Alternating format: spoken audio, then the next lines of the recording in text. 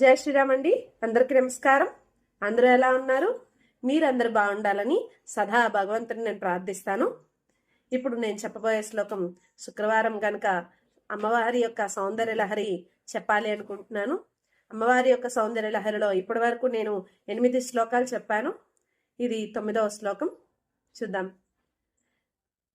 మహీం మూలాధారే కమపి మణిపూరే హతవహం స్థితం స్వాధిష్టానే హృది మరుతమాకాశముపరి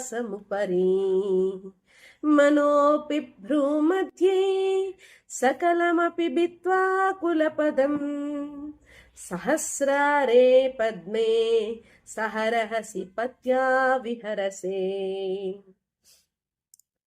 మనలో ఉండే షట్చక్రాల్ని దాటుకొని కుండలిని శక్తి ద్వారా అమ్మవారు ఎలా అయ్యవారితో